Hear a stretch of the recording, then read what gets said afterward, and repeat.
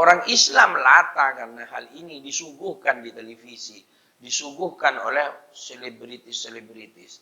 Sehingga ngetren. Di bawah nih itu sudah buka ya ulang tahun nih, ulang tahunnya di gedung Pos Kamling. di gedung wanita kalau di Banyuwangi, di gedung-gedung, di hotel-hotel.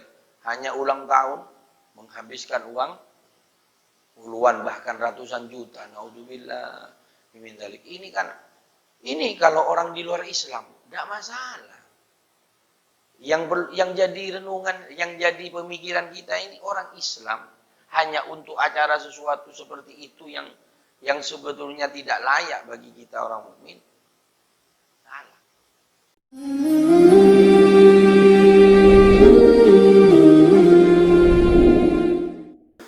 Assalamualaikum warahmatullahi wabarakatuh. Alhamdulillahi rabbil alamin. Wa bihi nasta'inu ala umuri dunya waddin. Salatu wassalamu ala asyrafil anbiya'i wal mursalin Sayyidina Muhammadin wa ala alihi wa sahbihi ajma'in. Allahumma salli wa sallim wa barik ala Sayyidina Muhammad wa ala alihi wa ashabihi ajma'in wa tabi'in wa tabi'in tabi'in wa man tabi'a sunnatahu wa iqtada bi huda ila yaumil liqa'illah amma ba'du. Subhanaka la ilma lana illa ma 'allamtana innaka antal alimul hakim. Rabbi shrah li sadri wa yassir li amri wahlul 'uqdatam min lisani yafqahu qawli wa saddid lisani wahdi qalbi bihaqqi sayyidina Muhammadin sallallahu alaihi wasallam. Para jamaah salat subuh yang berbahagia yang dirahmati oleh Allah Subhanahu wa taala. Alhamdulillah pada pagi hari ini kembali Allah memberikan kesempatan kepada kita di dalam sisa umur kita untuk beribadah kepada Allah Subhanahu wa taala. Kita alhamdulillah telah selesai melaksanakan kewajiban kita yaitu salat subuh berjamaah. Mudah-mudahan salat yang kita kerjakan, langkah kaki kita dari rumah menuju rumah Allah ini, zikir kita, sedekah kita, semuanya mudah-mudahan diterima oleh Allah Subhanahu wa taala dan dijadikan amal yang bisa kita andalkan di hadapan Allah kelak di yaumil qiyamah. Amin ya rabbal alamin. Shalawat dan salam mudah-mudahan senantiasa tetap tercurah limpahkan kehadiran junjungan kita Nabi Agung Nabi Muhammad sallallahu alaihi wasallam. Mudah-mudahan kita semua diakui sebagai umatnya. Amin ya rabbal alamin. Para jamaah, hari ini merupakan awal daripada bulan Rabiul Akhir. Ini sudah keluar daripada bulan Maulid. Habis. Hari ini kita sudah nutup bulan Rabiul Awal. Ini masuk sudah Rabiul Akhir, Rabiul Tsani. Kalau bahasa Inggrisnya bulan Rasul. Rasul. Itu bulan bahasa Inggrisnya. Ya.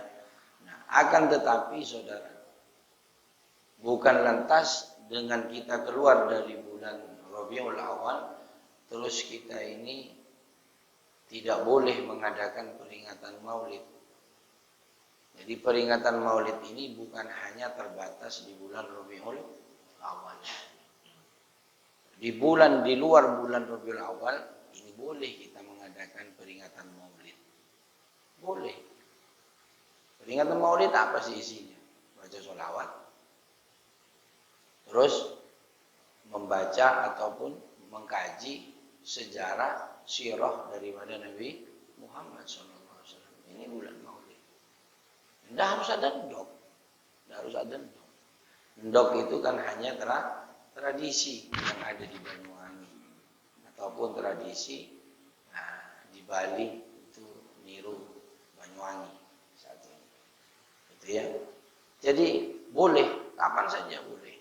Ini karena ini terakhir sedikit, bukan terakhir ya, kajian kita seperti yang saya sampaikan selama bulan Maulid, kita mengkaji, kita bercerita tentang apa yang harus kita ketahui tentang diri Nabi Muhammad SAW. Nah ini sebagai kajian terakhir di tahun ini, khususnya Maulid Nabi Muhammad SAW. Untuk selanjutnya kita sedikit kita kembali mengkaji fikih. Baik para jamaah rahimakumullah, dari sekian kegiatan yang ada di tengah masyarakat, khususnya peringatan Maulid Nabi Muhammad SAW, apa yang Nabi harapkan, apa yang agama harapkan, dari ulama yang harapkan daripada kegiatan tersebut adalah agar supaya kita ini menjadi umat-umat yang berkualitas, yang memang layak dan pantas untuk mendapatkan syafaatnya Nabi Sallallahu Alaihi Wasallam. Itu yang diharapkan oleh Nabi, oleh para ulama dari peringatan Maulid itu sendiri. Apa itu?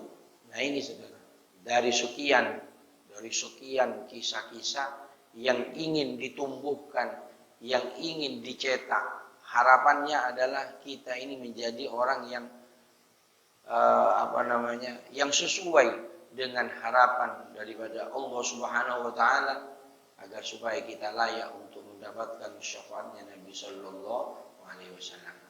Jadi syafaat intinya ini tidak murah. Syafaat ini tidak murah. Seperti halnya kita ini dengan gampangnya, ya Allah mudah-mudahan kita mendapatkan syafaatnya Nabi. Amin. Ya memang kita harus berdoa seperti itu. Tapi untuk mendapatkan syafaat ini sangat-sangat mahal harganya. Tidak segampang ucapan kita.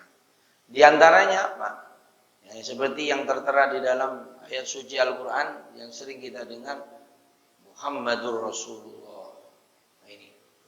Ini Muhammad adalah utusan Allah Subhanahu wa ta'ala. Walladzina ma'ahu asyidda'u 'alal kuffar. Ini yang pertama. Adalah yang ciri-cirinya orang yang cinta kepada Nabi. Ciri-cirinya. Dan sekaligus orang ini akan dijamin besok bersama Nabi dan dipanggil sama Nabi, tidak usah ngacung-ngacung. Kan umat ini kan semua ngaku saya umat jenengan ya Rasul, saya umatnya jenengan. Semua kan begitu. Besok butuh syafaatnya Nabi, semua rebutan. Semua lah. Yang kafir juga sudah. Tidak ada. Nabi-nabinya semuanya angkat tangan, Nabi. Saya Nabi, umatnya sampai ada. Ya kayak kita sekarang, saya dulu saya pernah dengan sampean dulu. Yang tidak kenal gitu, seperti itu gitu. Nabi saya Nabi semuanya. Ada orang yang tidak perlu begitu, Nabi sendiri yang nyeluk.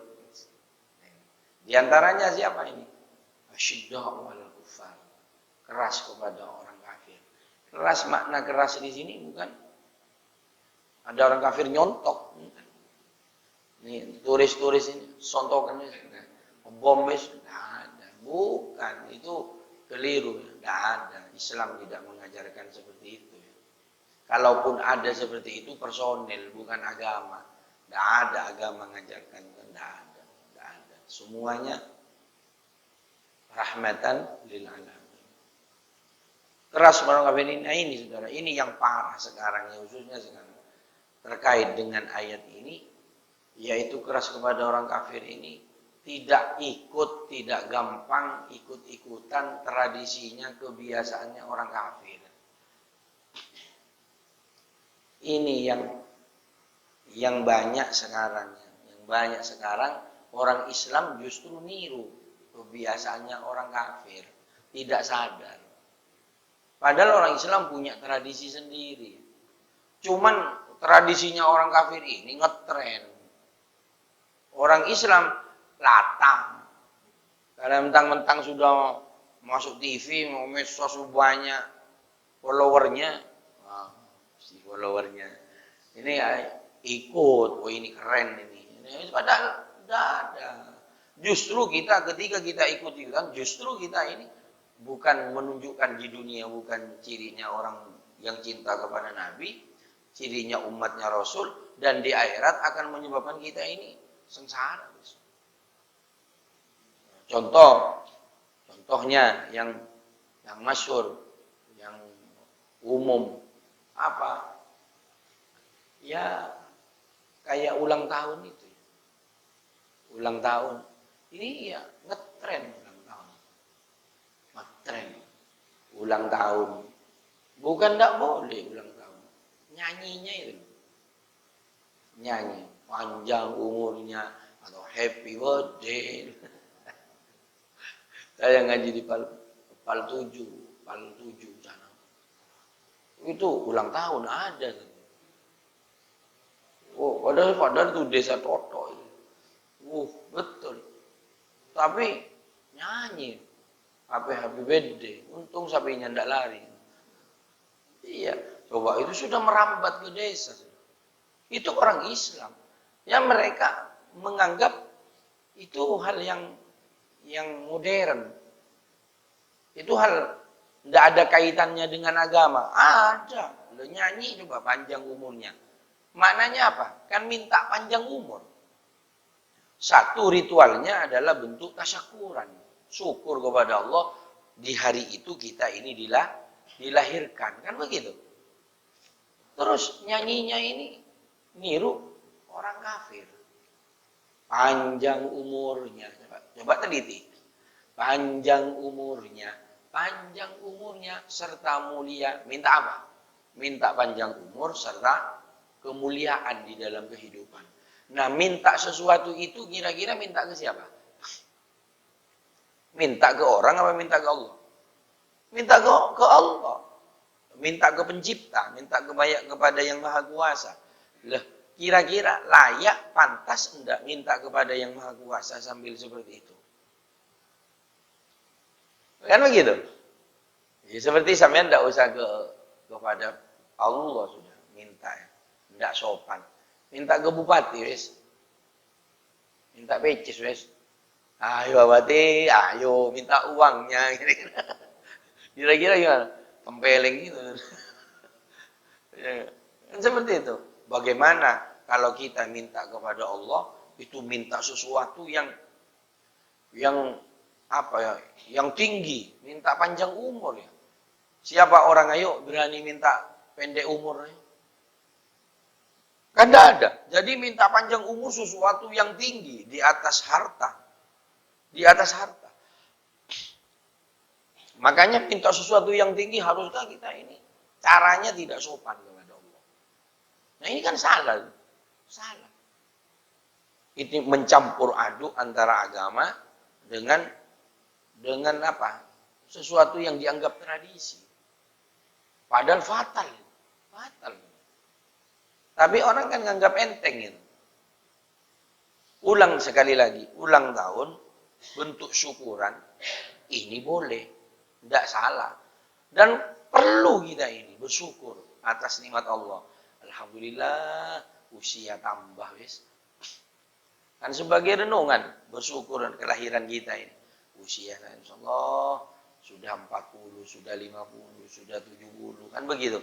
Bentuk syukur, tidak apa-apa. Undang tonggo, misalkan punya rezeki, undang konco, ayo saya ulang tahun sudah, insyaallah masih diberikan sehat, tidak apa-apa. Ya doanya doakan saya supaya sehat terus. Al-Fatihah, bagus seperti itu kan, bagus. Cuma ketika nyanyi, ini kan sesuatu yang diviratkan, sesuatu yang menjadi lumrah bagi mereka yang di luar Islam. Orang Islam lata karena hal ini disuguhkan di televisi, disuguhkan oleh selebritis-selebritis. Sehingga ngetren. Di bawah nih itu sudah buka ya ulang tahun nih, ulang tahunnya di gedung Pos Kamling. di gedung wanita kalau di Banyuwangi, di gedung-gedung, di hotel-hotel. Hanya ulang tahun menghabiskan uang puluhan bahkan ratusan juta. Naudzubillah min dzalik. Ini kalau orang di luar Islam tidak masalah. Yang jadi renungan, yang jadi pemikiran kita ini orang Islam hanya untuk acara sesuatu seperti itu yang sebetulnya tidak layak bagi kita orang mukmin. Salah. Nah ini saudara. Nah ini katanya Al-Quran asyidda'u 'alal kuffar. Orang cirinya orang Nabi tidak mau, bukan keren, tidak mau ikutan seperti itu, walaupun keren. Kadang anak orang tua kita sebagai orang tua kalah kepada anak. Anak minta seperti itu kan itu ruti. Ya wis, pokoknya ngundang konco wiro 100 wetare wiro. Wetarnya tok 200.000. Undangan pengajian maulid nyumbang 5.000. Nah, kan di sini yang jadi salah di sini. Yang jadi salah di sini. Padahal kan pernah disampaikan standar cinta yang berkualitas ini kepada Rasulullah adalah melebihi daripada segalanya. Kalau kepada anak kita tidak eman memberikan kesenangan kepada anak-anak kita, misalkan ulang tahun senilai 2 juta katakan. Mestinya ketika tasyakuran, ketika selamatan akan lahirnya Nabi, 2 juta minimal, ini tentu juga lebih tidak eman. Ini standarnya. Tapi kenyataannya di tengah masyarakat, untuk ngasih anak, untuk kebahagiaan anak 2 juta kita tidak rugi, untuk membahagiakan Rasulullah 2 juta kita mikir. Ini yang terjadi. Artinya kecintaan kita kepada Rasulullah tidak berkualitas. Sebetulnya kita tidak layak untuk mendapatkan syafaatnya Nabi Sallallahu Alaihi Wasallam. Sebetulnya, tapi semuanya kembali kepada Nabi yang punya syafaat. Dan seperti itu. Nah ini saudara. Jadi asyidda walau tidak ikut-ikutan. Tidak ikut. Kalau kita mau ikut tradisi baru, ya contoh. Bukan hanya Nasrani ya. Seperti petik laut. Itu kan tradisinya orang Hindu. Tradisinya orang Hindu di masa lalu. Bagaimana bentuk syukur untuk mendapatkan rezeki agar supaya ke depannya rezekinya tambah melimpah ruah sehingga mereka mengadakan tasyakuran dengan cara membuang kepala sapi kan gitu kan. Itu tradisinya orang kafir. Yang orang Islam pemain-pemainnya, pelaku-pelakunya tidak sadar karena terseret oleh orang tuanya yang sebetulnya salah. Itu dilanjutkan dari generasi ke generasi. Dan tidak ada yang mampu memberhentikan sampai detik ini masih ada. Iya, masih ada. Kadang ada di sana sempat berhenti, dimunculkan kembali. Itu bukan boleh ya, petik laut boleh ya, tapi bukan orang Islam mesti. Karena ketika kita melarang itu berarti kita melarang benturan dengan tradisinya orang di luar Islam. Boleh kalau pemainnya bukan orang Islam, boleh. Awas loh ya. Saya tidak melarang petik laut. Petik laut boleh, tapi pemainnya orang di luar orang Islam tidak boleh sebetulnya. Cuman ya boleh-boleh saja. Orang Islamnya tidak berkualitas, tapi bagi orang yang cinta kepada Rasulullah itu tidak pantas. Orang yang minta rezeki adalah memperbaiki ibadahnya kepada Allah. Daripada membuang emas ke laut, daripada membuang kepalanya sapi, kepalanya kerbau ke laut, itu kan mahal. Emas, beli kepalanya tok itu tidak cukup. 100.000. Tidak boleh.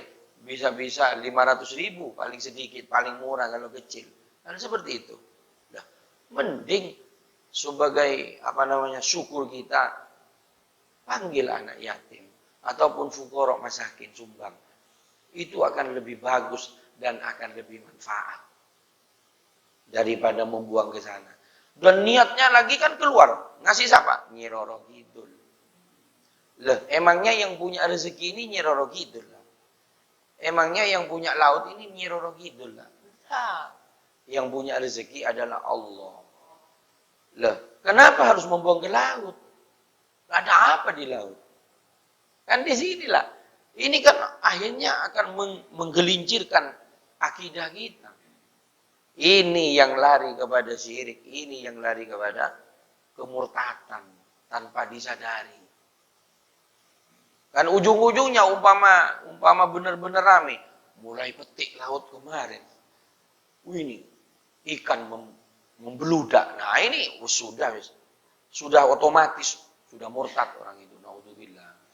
Nah, ini bahayanya kan di situ. Sekali lagi, petik laut bukan tidak boleh. Tapi bagi kita umat Islam tidak begitu caranya. Umat Islam ketika ingin menambah rezekinya, berkualitaslah di dalam ibadah. Makanya jangan campur aduk di dalam agama ini. Mana ayatnya itu? Lupa saya. Itu ya di dalam Al-Qur'an itu. Enggak boleh sudah. Enggak boleh ya. Enggak boleh. Gimana? Wala talbisul haqqo bil batil wala taktumul haqqo wa antum ta'lamun. Wala talbisul haqqo bil batil. Jangan campur antara kebaikan hak dengan keburukan. Jangan campur. Ini kan mencampur aduk antara agama, tasyakuran agama. Ini syukuran kan agama. Dicampur dengan tradisinya, dengan keyakinannya. Kalau enggak buang pala ke laut, akhirnya akan marah ini, bisa-bisa sepi ini. Rezeki. Nah, ini kan sudah mencampur. Nah, ini enggak boleh. Jadi kalau petik lautnya boleh. Syukurannya boleh, tapi siapa pelakunya? Ini para jamaah sekalian. Ya kayak yang ada maaf di desa lah, kayak nyunat tasyakuran. Itu bagus nyunat tasyakuran. Selamatan kandung. Selamatan kandung itu boleh. Syukuran, anak anugerah dari Allah, disyukuri. Sehingga ada selamatan 7 bulan, ada yang 4 bulan. Mana yang benar-benar semua? Kalau 7 bulan niru Siti Hawa. Kalau Mitoni itu, antara si Mitoni itu niru Siti Hawa. Siti Hawa dulu ketika usia 7 bulan kandungannya, mengeluh kepada Nabi Adam. Oh, berat. Ya maklum, Siti Hawa hamilnya kan kembar. Jadi di usia 7 bulan terasa berat. Sehingga Nabi Adam berdoa di 7 bulan itu kepada Allah. Nah, ditiru terus generasi. Itu awal daripada 7 bulan. Kalau 4 bulan berdasarkan hadis Nabi. Di usia 4 bulan itu Allah memberikan roh. Memberikan nasibnya. Takdirnya, rezekinya, amalnya, matinya.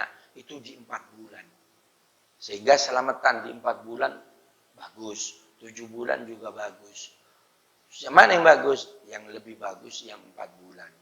Tapi bukan elek 7 bulan. Tiap malam lebih bagus lagi. Kan enak tonggonya, nggak usah masak. Tiap malam selamatan kan enak. Nggak usah adang, tiap maghrib main ke sana. Makanya kalau ada selamatan nggak usah diamu. Kan enak dong, makanan aja. Ruwet aja, makan aja ruwet. Nggak usah. Ya, seperti itu. Jadi itulah banyak tradisi yang sebetulnya orang Islam tidak tahu. Ya. Seperti masih ada membuang sesajen di perapatan.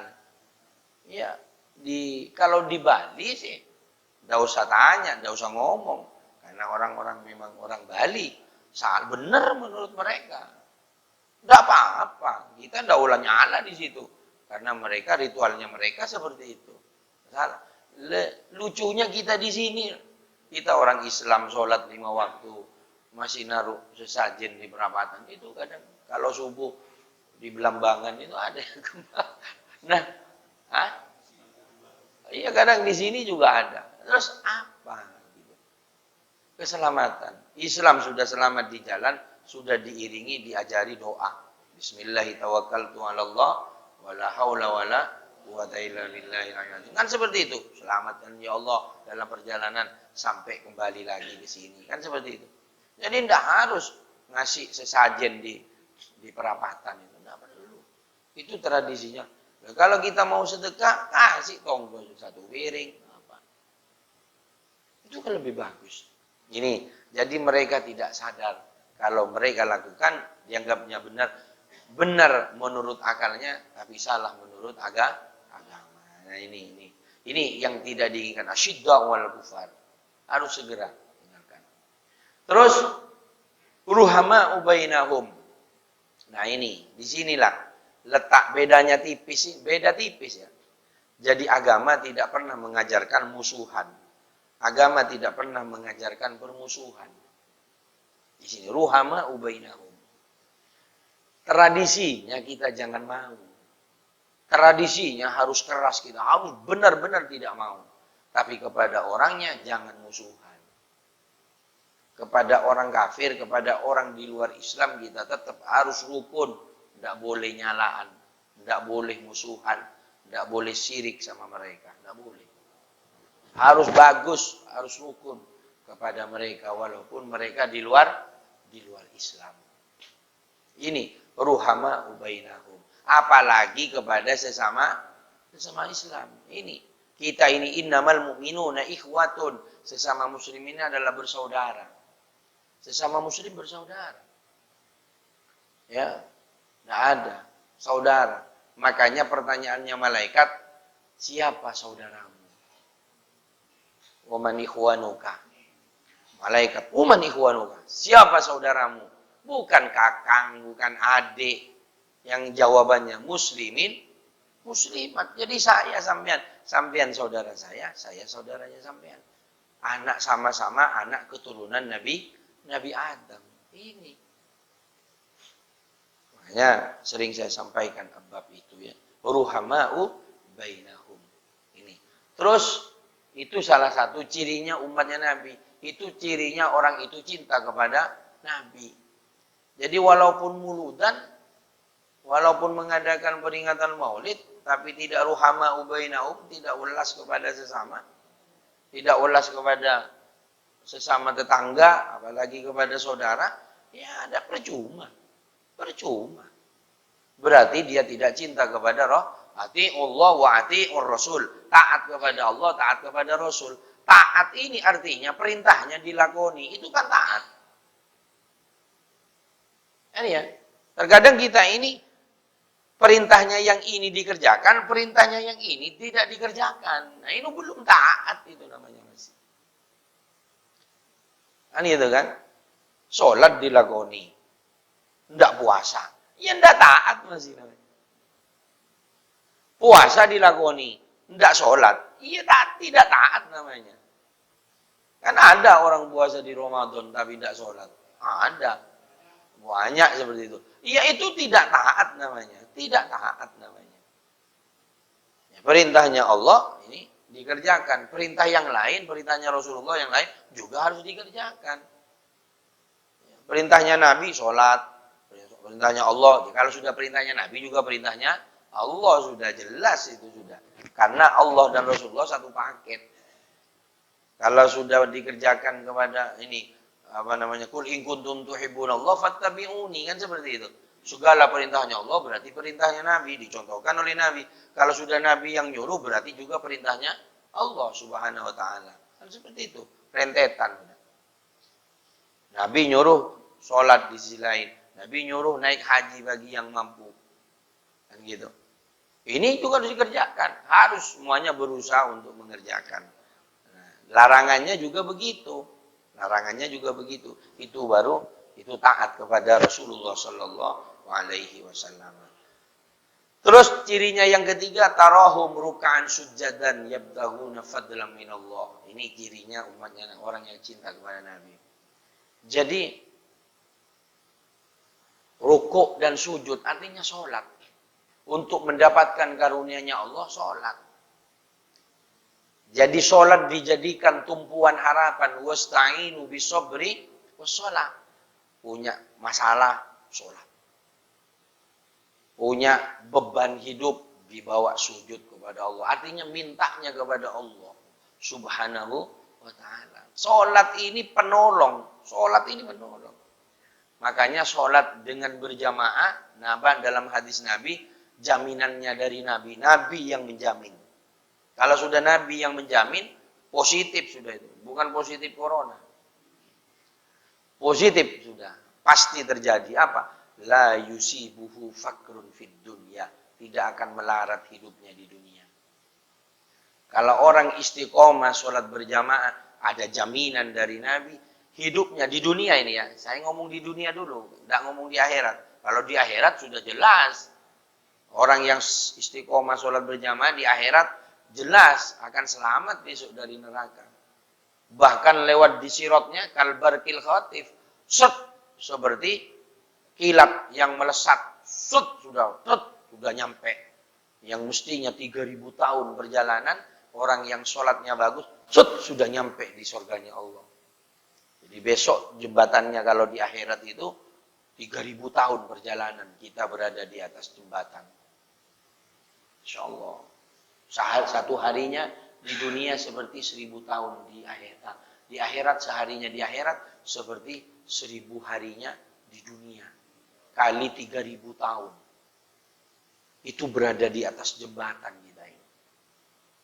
Tapi orang yang sholat berjamaah tidak melewati prosedur itu. Sudah menghilang, dia ada di sana sudah. Masya Allah ini. Makanya kita usahakan sholat ini berjamaah. Walaupun tidak nutut di masjid ataupun tidak di mushola, usahakan berjamaah. Makanya para kiai-kiai itu kadang kan ngajak konco pengajian. Tujuannya itu, takut tidak nutut di perjalanan, sehingga ada yang mau diajak berjamaah. Yang nomor 2 suruh nenteng berkat lagi. Ya kan seperti itu tujuannya. Nah ini rohum rukaan sujadan yabtaguna fadlan minallahi wa ridwana. Jadi untuk mendapatkan karunia-Nya Allah, sholat inilah jalannya. Jadi orang yang ngaku cinta kepada Rasul tidak sholat, palsu, aclak itu, tidak ada, tidak bisa. Ya, nah ini. Terus yang terakhir, simahum fi wujuhihim min asaris sujud. Ada bekas sujud. Jadi bukan hitamnya. Memang di dunia bekas sering sujud ini hitam. Tapi di akhirat orang yang sering wudu, orang yang sholat, ini wajahnya ini besok bercahaya. Wajah ini bercahaya besok akan jadi tondo. Nabi ini nyeluk kita besok. Oh sini. Wajahnya ini kayak lampunya bis ini. Ada yang kayak lampunya bis. Ada yang kayak lampunya sepeda motor yang putih. Ada yang kayak lampu RC yang mau mati. ya, yang bercahaya itu setiap 5 waktu sehari dia tidak pernah batal wuduknya.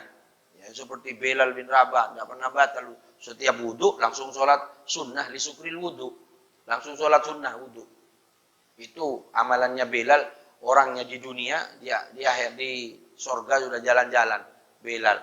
Kok bisa? Ya bisa. Karena Bilal dulu sering puasa. Tidak makan 2 hari. Ya yang kalau sudah ada isinya, apa yang mau dikeluari? Ya kalau potongan saya ini, jangan macam-macam. Ini sudah ngempet ini. Dan seperti itu. Ini habis ini makan lagi. Makan kerjanya ini. Kan seperti itu. Orang-orang dulu kan puasa. Orang dulu ini makan jarang. Makanya jarang orang dulu kena stroke. Ada sehat orang dulu, kurus. Makanya wali-wali dulu rata-rata banyak kurus. Tapi bukan berarti tidak ada wali yang gemuk ya. Kebanyakan wali-wali itu kurus. Karena puasa toh. Menang-menang puasa. Gitu kan. Ya kayak saya sampean kalau waktu puasa Ramadan kan tidak ngentut ya kalau siang. Kecuali sahurnya 2 piring. Yang ngentut juga. Ini betul. Jadi pantas dia mau kencing jarang. Mau ngentut jarang. Sehingga bisa nahan wudhunya. Nah, kalau seperti saya, wudhu, ngentut berapa kali, entek banyu. Itu ya. Jadi seperti itu. Nah, terus kayak lampu itu.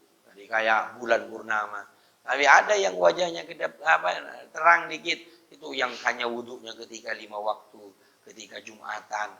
Jadi setiap harinya, setiap waktunya tidak pernah wudhu. Cuman mau sholat wudhu. Mau ngaji wudhu. Itu seperti apa namanya? Seperti bintang kecil tapi terang. Kelihatan sini. Ada yang kayak 5 watt itu. Mau mati. Katanya Nabi. Sopo itu? Kecil. Mau mati lagi. Oh sini. Dayat paling. Dayat. Kamu kok 5 watt ya? Iya, malaikat, apa? Ya Rasul, iya ya Rasul. Nah ini wuduknya Idul Fitri, Idul Adha.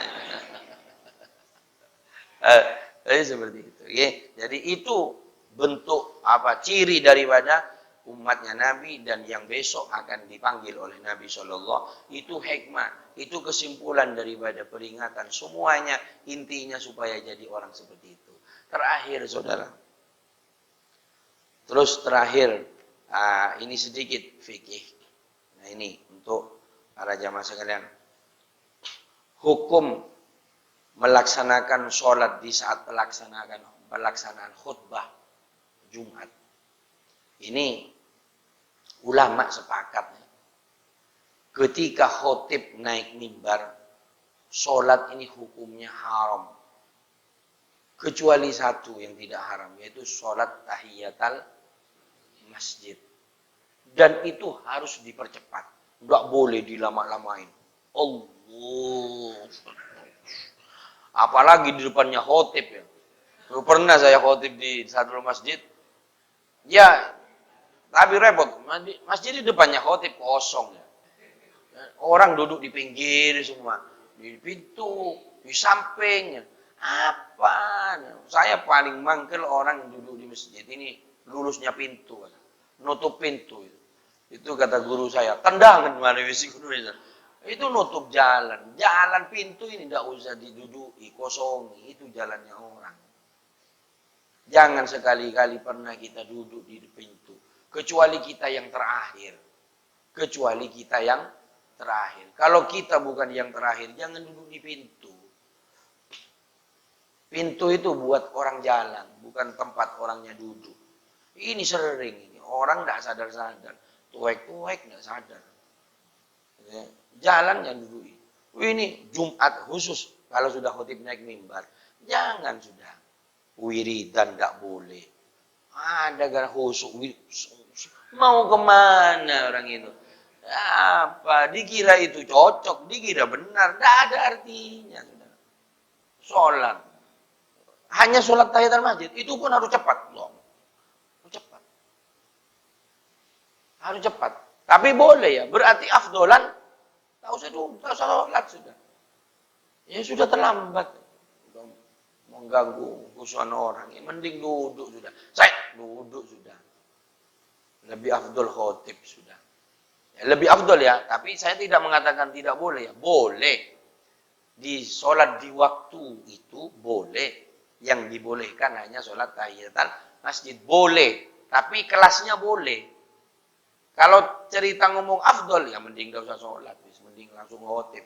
Mau kemana mulai tadi, mau sholat tahiyat, lambat-lambat. Kan seperti itu. Ini rutin setiap khotib sholat tahiyat al-masjid. kayak sudah jamnya ya. Kalau sudah khotib naik, baru teko langsung sholat tahiyat al-masjid. Itu kan lain ceritanya. Itu ya. Ini ya, jadi ini perlu diketahui saudara. Jadi sering di masyarakat. Ketika khotib naik mimbar, ini haram sholat. Kecuali tahiyatul masjid dibolehkan. Tapi itu pun harus dipercepat sholatnya. Set. Apalagi wiridan. Ini sering, banyak masih orang ini khotib naik mimbar wiridannya. Mau apa saudara? Wong itu dengarkan khotib itu sudah yang nomor 1. Kok masih milih yang nomor 2? Ini kan orang yang tidak waras ini. Iya, ada seperti itu. Terus, sudah disampaikan terus. Ya memang tidak ngertinya ini sengaja. Ada pengajian tidak teko, itu berarti kan sengaja. Orang yang tidak ngerti yang dimaafkan oleh Allah. Kalau tidak ada pengajian, tidak ada kiai, tidak ada ustadz memberikan tausiah, dia tidak ngerti, itu tidak ngertinya di sepuro. Kalau pengajian ada tetap dia tidak ngerti, kan ini sudah keterlaluan. Memang dia tidak mau ngerti memang. Apa tidak teko? Pengajian dibahas sering, cuma tidak pernah teko. Itu intinya. Tidak bisa. Pengajian itu sering ya.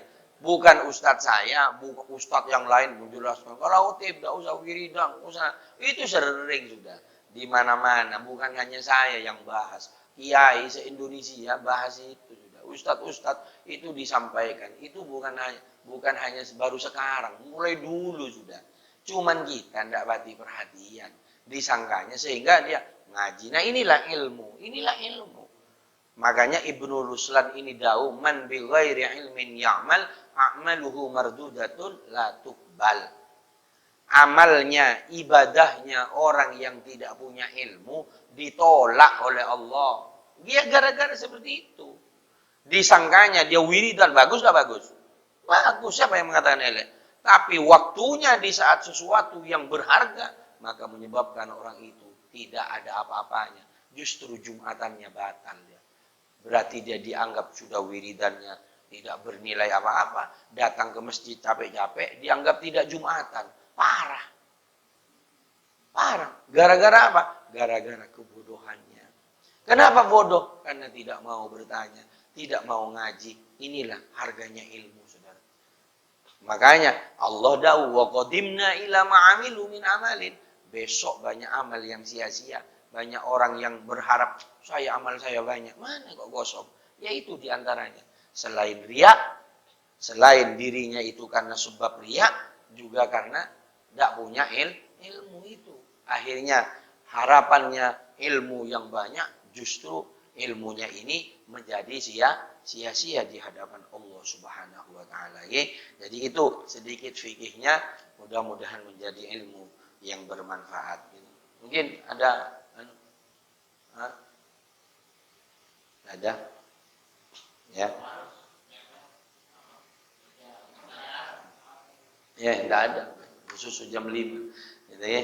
Mudah-mudahan menjadi ilmu yang manfaat barokah gitu ya. Ulang dari tempat ini kita dirubah oleh Allah, hati kita dirubah oleh Allah, semakin bersemangat, semakin mengejar ciri-ciri umatnya Rasulullah sallallahu alaihi wasallam, semakin istiqomah di dalam beribadah kepada Allah Subhanahu wa taala. Amin ya rabbal alamin. Allahumma anfa'na bima 'allamtana. Rabbi 'allimna alladhi yanfa'una rabbi faqihna faqih 'alana wa qarabatil lana fi dinina wal mudhi sadaka rabbi wafiqna fikum lima tartadi qawlan fi'lan karama rusukil kulla halalan daima wa ila ulama nafdhu bil khair wa nafdhu syarr. اللهم اهدنا هداك واجعلنا سبيل رضاك ولا تولنا ولا سواك ولا تجعل ممن خلف امرك عصاه وحسبنا الله ونعم الوكيل ولا حول ولا قوة الا بالله العلي العظيم وصلى الله على سيدنا محمد والحمد لله رب العالمين. Terima kasih, kurang lebihnya mohon maaf. Assalamualaikum warahmatullahi wabarakatuh.